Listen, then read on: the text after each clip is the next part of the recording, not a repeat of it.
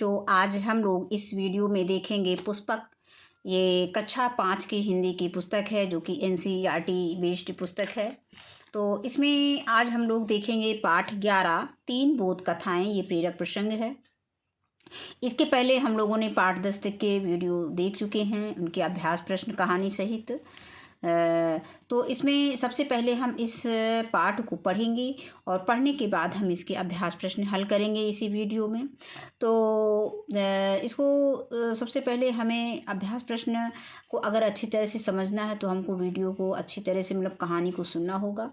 तो आइए हम कहानी को पढ़ते हैं और इसको ध्यान से सुनना है।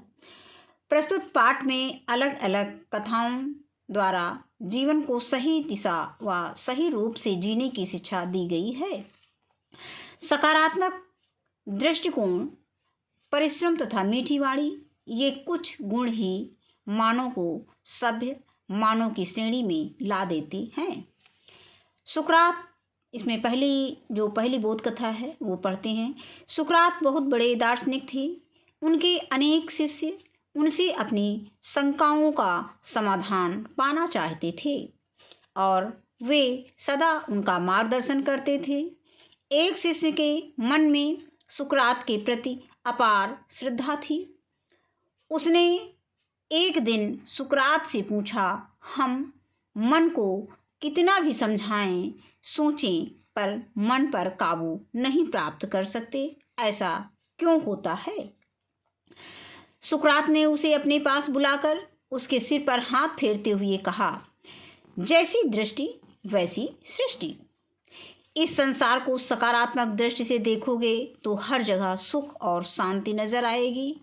अगर तुम्हारा दृष्टिकोण नकारात्मक होगा तो हर किसी में दोष ही नजर आएगा। शिष्य को कुछ समझ नहीं आया। सुकरात शिष्य के मन की बात समझ गए। उन्होंने आधे भरे पानी के गिलास की ओर इशारा करते हुए कहा कि सकारात्मक दृष्टि वाले व्यक्ति की नज़र में यह गिलास पानी से आधा भरा है जो गर्मी में उसकी प्यास बुझा सकता है।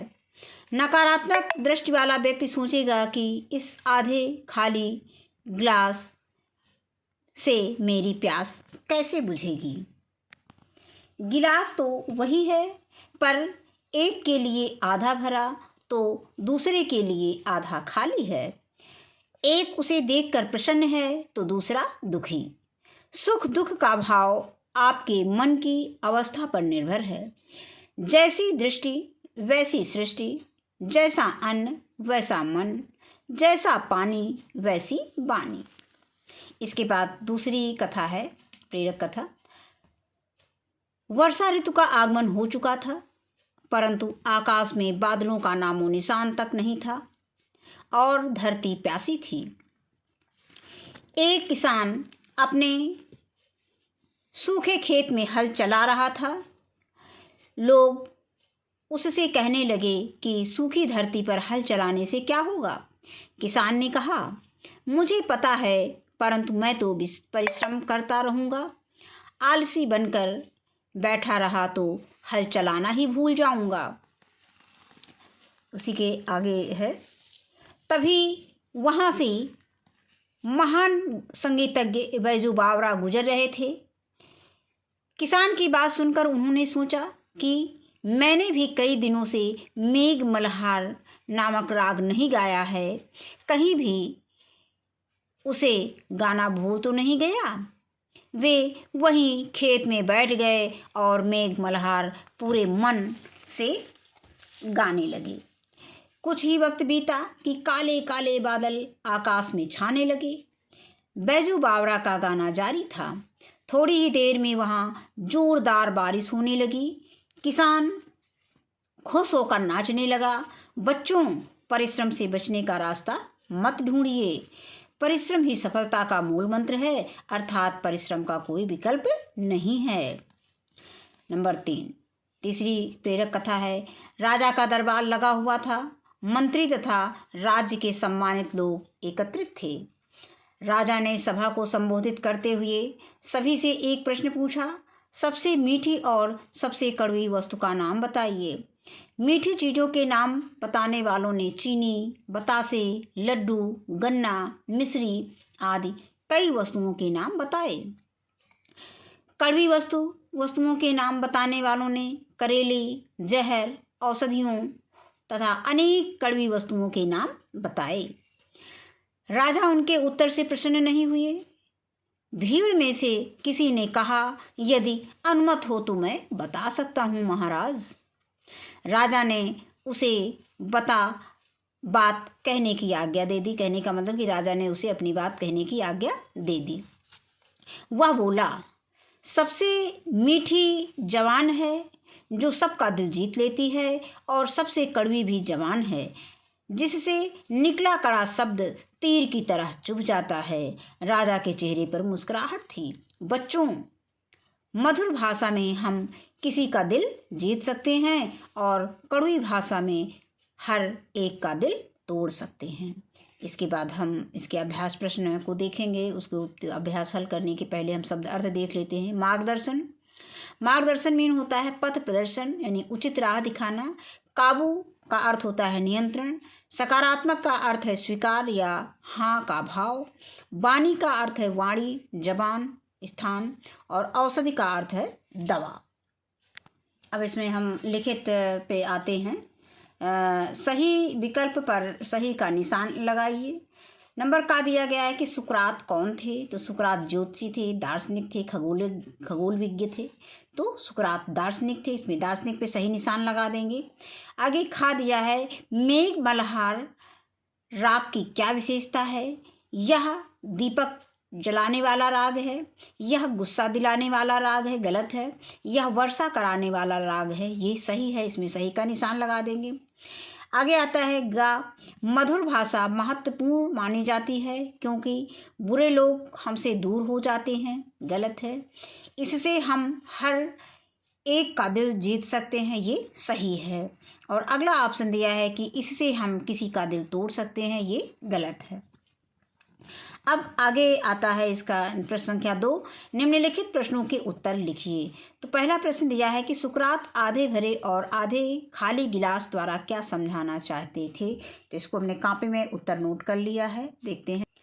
इसका उत्तर है कि सुकरात आधे भरे और आधे खाली गिलास द्वारा व्यक्ति का दृष्टिकोण समझाना चाहते थे। कहने का मतलब कि व्यक्ति सकारात्मक दृष्टि का है कि या नकारात्मक दृष्टिकोण का है।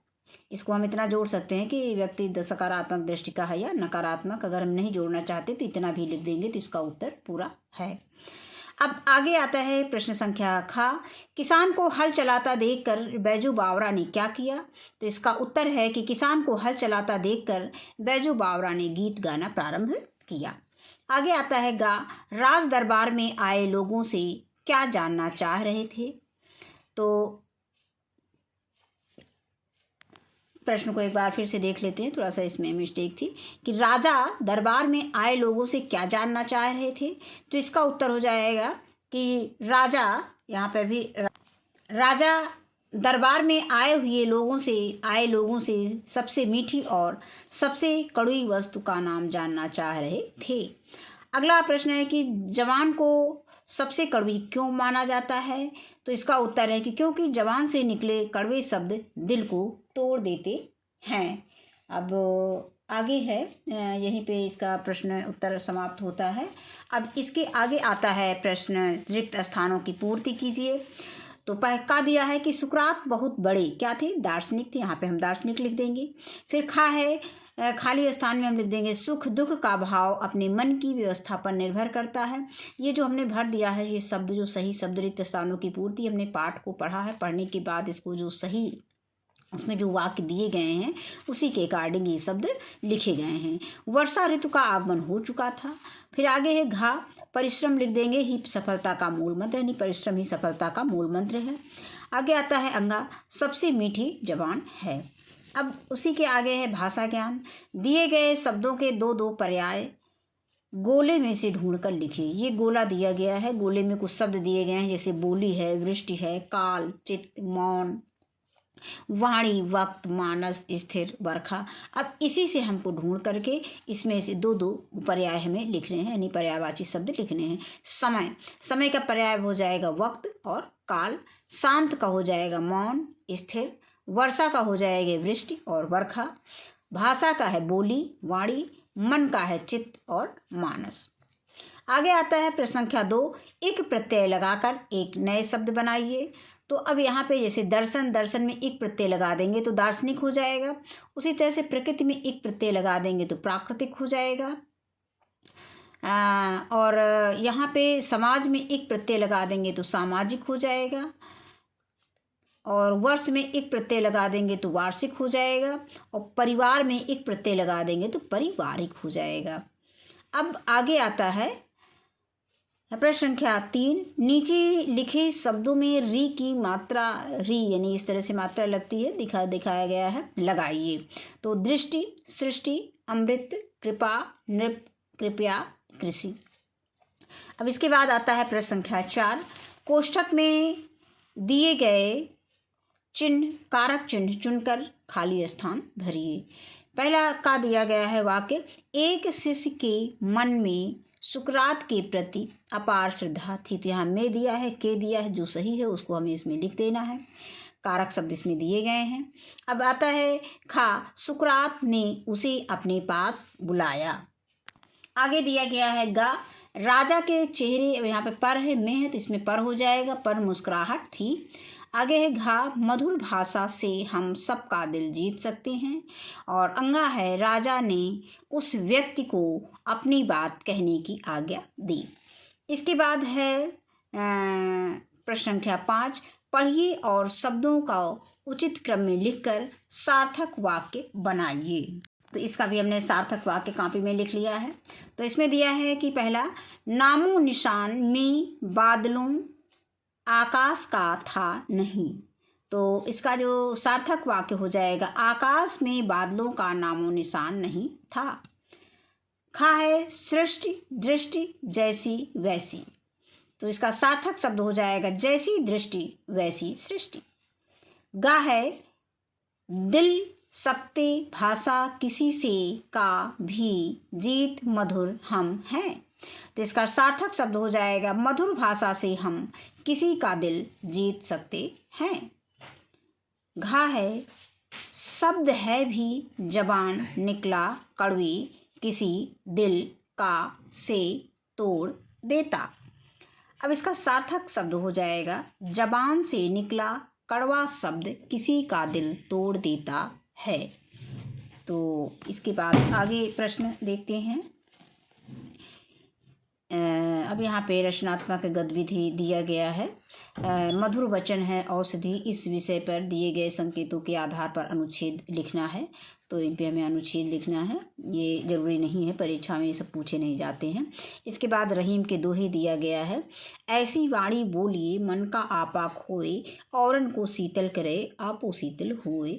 मीठा सबसे बोलिए फैले सुख चहुँ ओर, वशीकरण एक मंत्र है तज दे वचन कठोर।